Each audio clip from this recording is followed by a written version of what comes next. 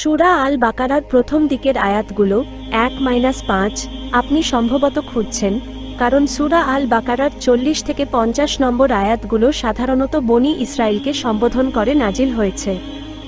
আপনার অনুরোধ অনুযায়ী সূরা আল বাকারার 40 থেকে 50 নম্বর আয়াতের আরবি উচ্চারণ এবং বাংলা অর্থ নিচে দেওয়া হল।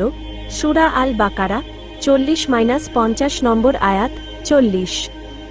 উচ্চারণ: ইয়া বানি ইসরাইলাজকুরুনি মাতিয়াল্লাতি আনো আমতু আলাইকুম ওয়া আউফু বি আহদি উফি বি আহদিকুম ওয়া ইম্মায়া ফারহাবুন।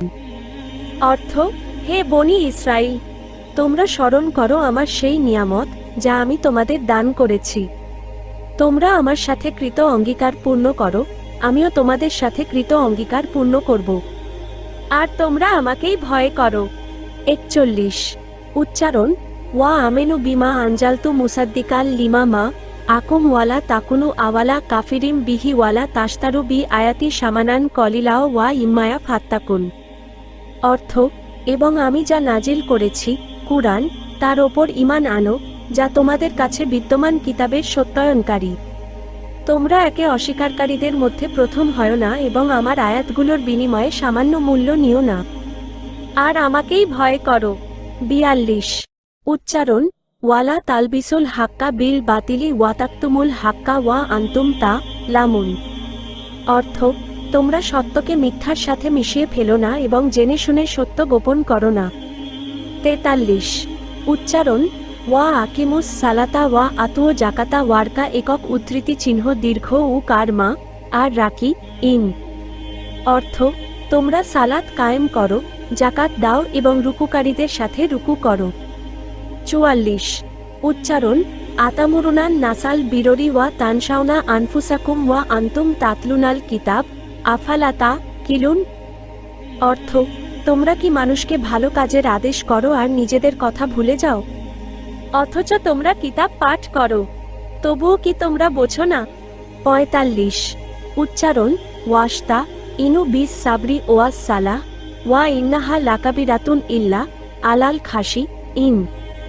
অর্থ: তোমরা ধৈর্য ও সালাতের মাধ্যমে সাহায্য প্রার্থনা করো, অবশ্য তা বিনয়ীদের ছাড়া অন্যদের জন্য অত্যন্ত কঠিন। 46। উচ্চারণ: আল্লাযিনা ইয়াজুন্নুনা আন্নাহুম মুলাকু রাব্বিহিম ওয়া আন্নাহুম ইলাইহি রাজি উন। অর্থ: যারা মনে করে যে তাদের রবের সাথে তাদের অবশ্যই দেখা হবে এবং তারা তারই দিকে ফিরে যাবে। 47। উচ্চারণ: ইয়া বানি ইসরাইলাজকুরুনি মাতিয়াল্লাতি আনো আমতু আলাইকুম ওয়া আন্নি ফাদালতুকুম আলাল আলামিন। অর্থ: হে বনি ইসরাইল, তোমরা স্মরণ করো আমার সেই নিয়ামত যা আমি তোমাদের দিয়েছি এবং স্মরণ করো আমি তোমাদেরকে বিশ্ববাসীর ওপর শ্রেষ্ঠত্ব দিয়েছিলাম। 48। উচ্চারণ: ওয়াত্তাকু ইয়াউমাল লা তাজ্জি নাফসুন আনো নাফসিন শাইয়া ওয়ালা ইউকবালু মিনহা শাফা আতু ওয়ালা ইউ খাও মিনহা আদলু ওয়ালা হুম ইউনসারুন।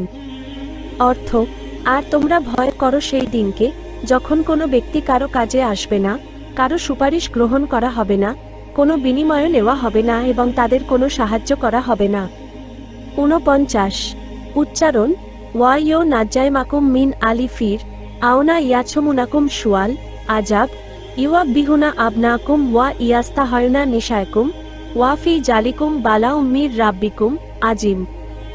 অর্থ: এবং স্মরণ করো যখন আমি তোমাদের ফিরাউনের লোকদের হাত থেকে রক্ষা করেছিলাম, যারা তোমাদের কঠিন শাস্তি দিত, তোমাদের পুত্র সন্তানদের জবেহ করত এবং তোমাদের নারীদের জীবিত রাখত। তোমাদের রবের পক্ষ থেকে এটি ছিল এক বিশাল পরীক্ষা। 50। উচ্চারণ: ওয়াইও ফারাকোনা বিকুমুল বাহরা ফা আনঝাইমাকুম ওয়া আগ্রাকনা আলা ফির আওনা ওয়া আন্তুম তানজুরুন।